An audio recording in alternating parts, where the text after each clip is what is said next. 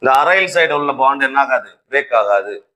The carbon oxygen bond in anisole or phenol or halobenzenes இது எல்லாமே they are stabilised due to resonance. அங்க resonance இருக்கும். Resonance ஸ்டெபிலைசேஷனால இந்த பாண்ட் என்ன பண்ண முடியாது, பிரேக் பண்ண முடியாது. அதனால நீங்க இந்த சைடு தான் பிரேக் பண்ணணும். அயோடினை மெத்தலோட சேர்க்கணும், ஹைட்ரஜனை ஃபினைல் குரூப் உள்ள சைடு சேர்க்கணும், ஆக்சிஜன்ஸ் உள்ள சைடு சேர்க்கணும். You always get phenol as one product plus methyl iodide. Phenol plus methyl iodide. If you take anisole, if I take phenitol, what will be the product?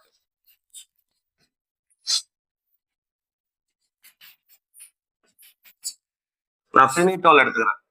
இப்போ எங்க தான் break பண்ணணும், alkyl group உள்ள side தான் என்ன பண்ணணும், நீங்க break பண்ணணும்.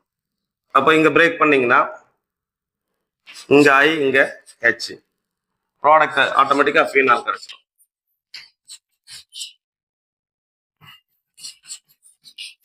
ஃபீனால் பிளஸ் எத்தில் ஐ. இப்போ நான் ஒரு கொஸ்டின் கேட்கிறேன், பதில் சொல்ல முடியுதான்னு பாருங்க.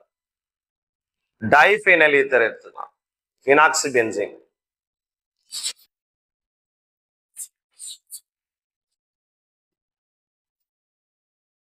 ஹெச்ஐயோட